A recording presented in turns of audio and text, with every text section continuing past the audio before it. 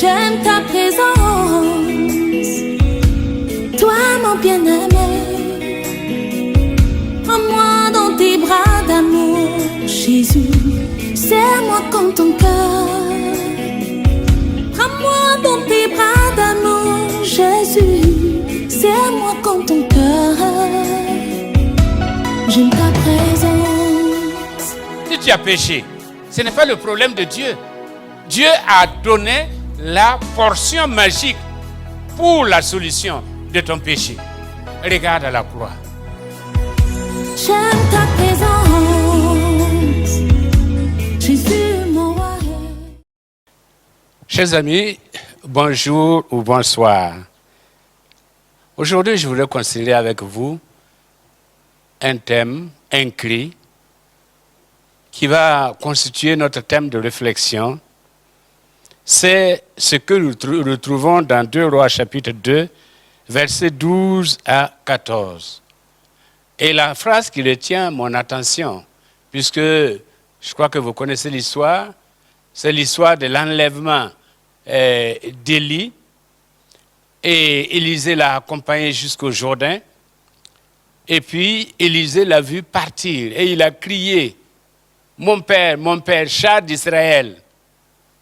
Et lui aussi, il est revenu, il a récupéré le manteau, il est revenu donc au Jourdain, et puis il a frappé les eaux avec ce cri de cœur-là, où est le Dieu d'Élie? Où est le Dieu d'Élie?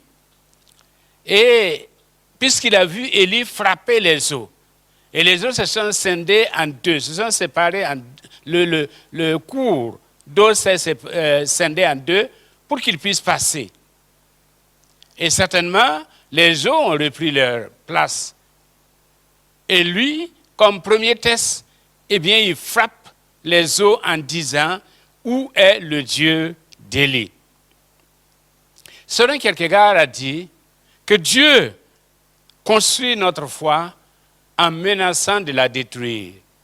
Dieu construit notre foi en menaçant de la détruire. Élisée vient de vivre une dramatique expérience, c'est-à-dire l'unique expérience même de sa vie, à part sa naissance. Son pilier vient de lui être enlevé. Il y a un vide existentiel et surtout un vide prophétique.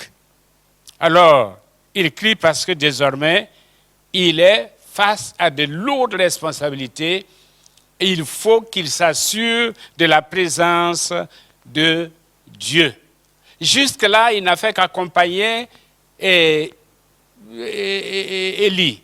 Jusque-là, il n'a fait que voir Élie agir, ou Dieu, disons, voir Dieu agir à travers la vie d'Élie. Mais maintenant, il va falloir qu'il puisse revêtir le manteau, ce manteau qu'il vient de récupérer, eh bien, qui était le gage de l'autorité d'Élie. Eh bien, il veut s'assurer que celui qui a été avec Élie sera avec lui. La question d'Élisée est l'écho, c'est l'écho de toute la question de tout être, en tout cas de tout être croyant, de celui qui connaît Dieu, de celui qui traverse des épreuves, de celui qui est bouleversé par des événements dans sa vie. C'est le cri de tout âge, de tous les enfants de Dieu face aux différentes responsabilités et face aux différentes crises dans leur vie. Je pense qu'aujourd'hui, nous pouvons poser la même question. Où est le Dieu d'Élie? Le Dieu des miracles, le Dieu qui renverse toutes les situations, le Dieu qui change tout. Où est le Dieu d'Élie? Alors, qui est le Dieu d'Élie?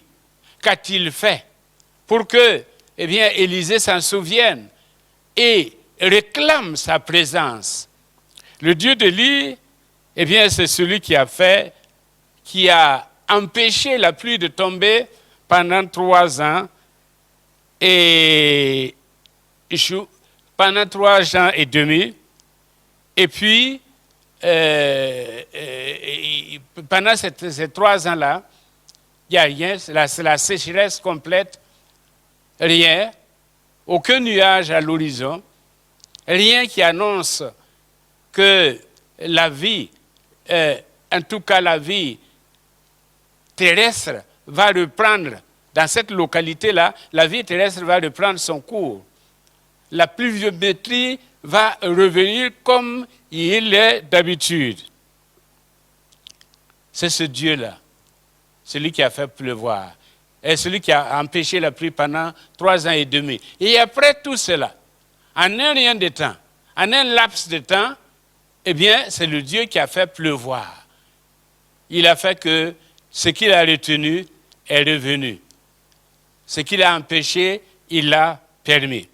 Le Dieu d'Élie, c'est celui aussi qui s'occupe de son serviteur. Il le nourrit, il le protège, il prend soin de son serviteur.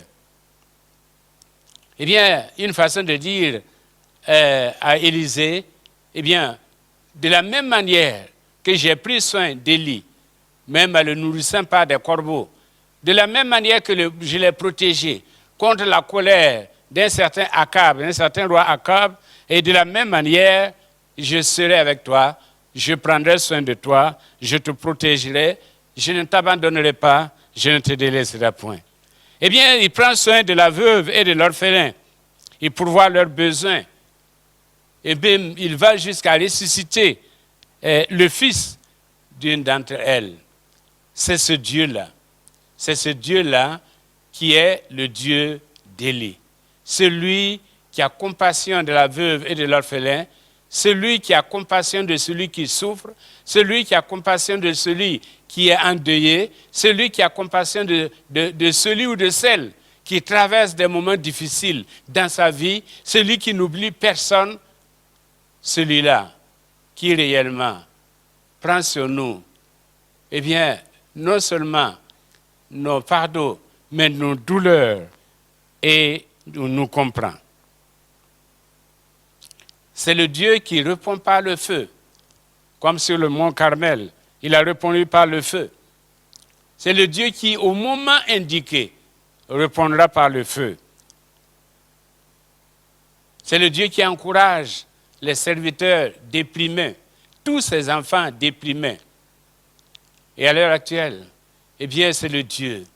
Mon frère, ma sœur, c'est le Dieu qui veut t'encourager et qui t'encourage et qui te dit, prends courage, mon enfant, je suis avec toi. C'est ça le Dieu d'Élie, qui n'abandonne personne, comme nous l'avons dit, qui est et qui accompagne ses enfants et qui leur donne les forces nécessaires pour marcher et pour ne pas se fatiguer. C'est le Dieu qui assure la succession aussi, parce qu'il a remplacé Élie par Élisée. Il assure la succession. C'est-à-dire que c'est le Dieu qui prépare notre avenir. Non seulement il a couvert notre passé, il s'occupe de notre présent, mais il assure aussi notre avenir. Eh bien, c'est le Dieu qui reprend les personnes en autorité, parce que c'est le Dieu qui n'a peur de personne. C'est le Dieu de l'histoire. C'est lui qui installe. Et c'est celui qui déplace qui il veut. C'est ce Dieu-là. C'est pourquoi il a parlé à Akab. Il a parlé à Akazia. C'est le Dieu qui contrôle toutes les situations. Et qui a un mot à dire, même avec les hommes politiques. C'est le Dieu qui honore son serviteur. Parce qu'à un moment donné, eh bien, il enlève son serviteur. Il enlève pour qu'il ne connaisse pas la mort. Eh bien, c'est une façon de le décorer. Quand nous parlons de décoration, voilà qu'Élie a été décoré par Dieu. Il a été décoré. Il n'a pas connu la mort. Il a été enlevé. Eh bien, avec un cortège de chars, il a honoré son serviteur. Quels sont les principes du Dieu d'Élie?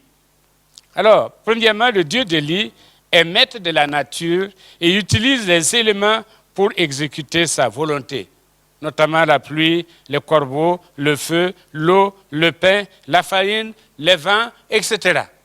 Le Dieu d'Élie est le Dieu créateur.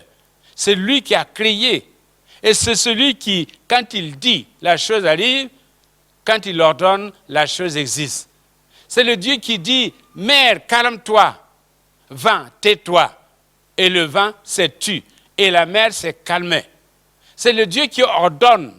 Et quand il a ordonné aux corbeaux de nourrir Élie, eh bien les corbeaux l'ont fait.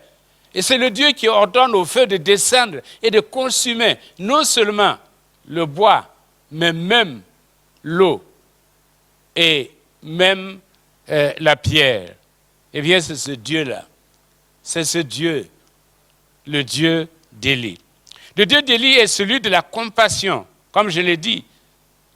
Compassion pour son serviteur et compassion pour les vulnérables sociaux. Je vais te dire ce soir ou ce matin que le Dieu d'Élie, il a compassion de toi. Il te voit dans ta souffrance. Il te voit dans ces événements qui ont bouleversé ta vie. Mais il a compassion de toi. Il a compassion de toi. Comme Jésus a eu compassion du fils unique de la veuve, eh bien, il a compassion de toi. C'est ça, le Dieu d'Élie. Il est un Dieu qui rend la vie. Il est un Dieu qui donne la vie. Qui donne la vie. Il rend la vie, mais au-delà, il donne la vie. Et c'est pourquoi il nous a donné la vie éternelle. Et c'est pourquoi nous, en tant qu'enfants de Dieu, nous avons la vie éternelle. Alors, en application, que pouvons-nous dire devant la situation que nous traversons? Eh bien, que pouvons-nous dire? Nous nous sentons comme Élisée et nous disons, où est le Dieu d'Élie? Parce que nous sommes conscients que le seul Dieu qui peut nous aider, que la seule personne qui peut nous aider, c'est celui qui a accompagné Élie. C'est celui qui a frappé les eaux. C'est celui qui a enlevé Élie pour qu'il ne voie pas la mort. C'est ce Dieu-là. Et nous avons besoin de lui. Nous avons besoin de lui. Eh bien, le Dieu d'Élie est un Dieu présent. Et comme Jésus l'a dit, je suis avec vous tous les jours. Et dans Hébreu, il a dit, 13:8, il a dit, Jésus, le même hier, aujourd'hui et éternellement. Aujourd'hui, nous avons besoin de lui. Parce que nous sommes agressés. Non seulement notre nation est agressée, mais le monde entier est agressé. Et il faut un Dieu pour nous sortir de là. Comme à Antioche, il nous faut un Dieu. Il nous faut un Dieu pour nous sortir de là. Et quand Paul s'est adressé aux Grecs en parlant du Dieu inconnu, eh bien, les Grecs ne savaient pas de qui il parlait. Mais Paul a dit, le Dieu inconnu, celui qui a assisté votre ville, celui qui a arrêté l'épidémie qui détruisait votre ville, eh bien, ce Dieu-là, ce Dieu inconnu-là, c'est celui que je vous prêche. C'est le Dieu d'Élie, capable d'arrêter, de stopper et d'annuler tous les maux de la société. Le Dieu d'Élie est le Dieu qui veut se servir de toi. Parce que, tout comme on dit, tout ce que Dieu fait pour l'homme passe par l'homme. Dieu ne descendra pas, mais il a besoin de toi et de moi. Dans quel domaine? Pour que nous puissions prier, pour que nous puissions intercéder, pour que nous puissions témoigner, pour que nous puissions vaincre la peur, pour que nous puissions triompher de l'angoisse et donner l'exemple et répandre, eh bien, la quiétude autour de nous, répandre la paix intérieure autour de nous, au lieu de nous laisser emporter par le tourment général. Dieu a besoin de toi, mon frère. Dieu t'a confié son manteau, comme Élie a confié le manteau à Élisée. Dieu t'a confié le manteau, la responsabilité de le représenter, même en temps de crise. Eh bien, nous savons que ce Dieu-là, ce qu'il dit, il l'accomplit. Comme nous le dit Jacques, chapitre 5, verset 16. Eh bien, la Bible nous dit que Jacques nous dit que Élie était de la même nature que nous. Croyons que Dieu nous permettra de prendre l'autorité nécessaire. Et au lieu que celui qui vient contre nous domine sur nous, c'est nous qui allons dominer sur celui qui vient contre nous. Ils te feront la guerre, mais ils ne te vaincront pas. Parce qu'il a dit, comme le Père m'a envoyé, moi aussi je vous envoie. Que ferait Jésus aujourd'hui s'il était dans ce monde face à la pandémie? Que ferait Jésus? C'est sûr que non seulement il allait guérir, mais aussi il allait secourir. Il allait être là, avec ceux qui souffrent, supportant ceux qui souffrent et apaisant le cœur des uns et des autres. Mais pour cela, Dieu a besoin des gens qui sont fermes. À celui qui est ferme dans ses sentiments, je lui assure le repos. Dieu ne peut pas travailler avec des poltrons. Et en Morée, on dit, n'êtes pas dit que tu m'as qu'on. C'est-à-dire, si tu as un produit qui est très bien, surtout un produit testé en temps de guerre, tu ne confies pas ça à un poltron, parce qu'il ne t'aura même pas le temps de tester le produit. Tu as besoin des gens courageux. Il a besoin des Caleb, qui à 85 ans puissent encore dire, donne-moi cette montagne. Des gens qui peuvent relever le défi. Des gens qui peuvent parler de la part de Dieu. Et des gens qui peuvent agir de la part de Dieu. Avec toute la connaissance, toute la sagesse et toute la puissance qui vient de Dieu. Il veut une décision ferme. Il veut une position sans équivoque. Parce que, comme il a dit à Jérémie, eh bien, si tu faiblis au jour de la détresse, ta faiblesse n'est que détresse. Si tu faiblis au jour de la détresse, ta faiblesse n'est que détresse. C'est dans des temps difficiles qu'on reconnaît l'enfant de Dieu, qu'on reconnaît l'enfant de foi. Si nous sommes emportés par les événements, emportés par, tout ce qui se passe autour de nous, sans position ferme en Dieu, eh bien, nous ne sommes pas différents du monde. Et nous serons emportés par ce qui emporte le monde. Eh bien, comme application, comme je le disais, eh bien, il donne la vie à travers le ministère de ses enfants. Aujourd'hui, il y a trop de cadavres. Il y a trop de cadavres. C'est à nous d'apporter la vie spirituelle. La vie spirituelle, avant la vie physique. C'est à nous d'oser, d'oser. Et comme le pasteur Bidima aime à le dire, il va y aller comme un âme. Cherchons, mettons Dieu devant ses responsabilités. Parce que c'est lui seul qui peut donner la vie. Nous sommes devant des cadavres, plusieurs cadavres. Il n'y a que notre Dieu pour donner la vie. Mais il passera par nous pour justement donner la vie. Dieu a encore son mot à dire aujourd'hui. Quel que soit le milieu, il a son mot à dire. Eh bien, il peut dire aux politiques, la force ne fait pas le droit. Il peut dire à l'incrédule, pourquoi es-tu fou? Parce que il n'y a que le fou pour dire Dieu n'existe pas. Il dit à l'enfant de Dieu, pourquoi doutes-tu? Comme il a dit à Marthe et Marie, pourquoi doutes-tu? Si tu crois, tu verras la gloire de Dieu. L'Église est là, l'Église est témoin, mais l'Église est un témoin vivant. Il est là pour soutenir et donner de la force à tous ceux qui sont découragés, afin que fortifiés, ils puissent accomplir la volonté de Dieu. Dieu est là, relève-toi, comme David, qui à un moment donné a compris qu'il fallait qu'il se fortifie dans le Seigneur. Eh bien, de la même manière, fortifie-toi dans le Seigneur. Dieu veut se répéter personnellement à travers chacun de nous.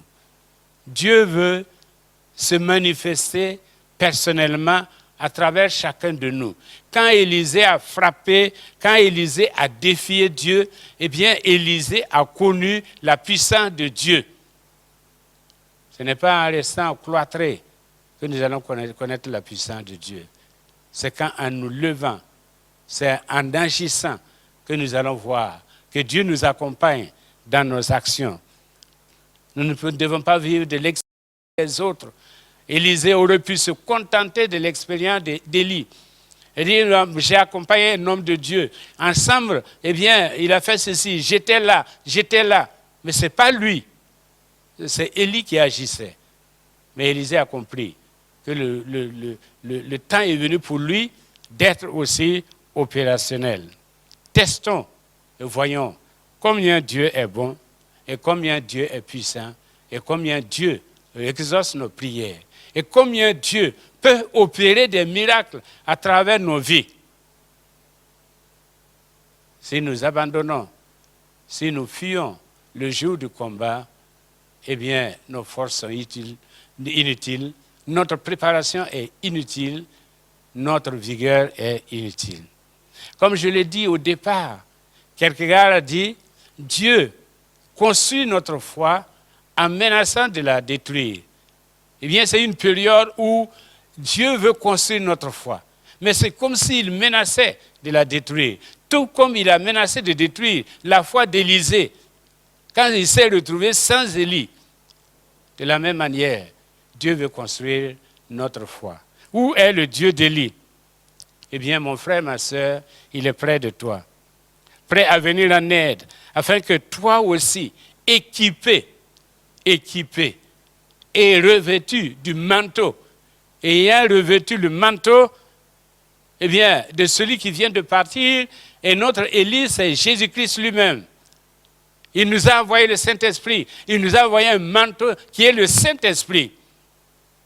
Et il dit, va avec la force que tu as. Eh bien, c'est en cela qu'on saura que Dieu est avec nous. Ce n'est pas en nous voyant qu'on va voir Dieu. C'est en nous voyant agir, croire. C'est en cela qu'on saura que Dieu est avec nous. Et c'est en nous voyant utiliser le manteau, c'est-à-dire le Saint-Esprit, cette puissance que Dieu nous a donnée pour restaurer des vies, pour redonner de la confiance. C'est en cela qu'on saura qu'effectivement, eh bien, Dieu est avec lui. Parce que les prophètes, les fils des prophètes, qu'est-ce qu'ils ont fini par dire?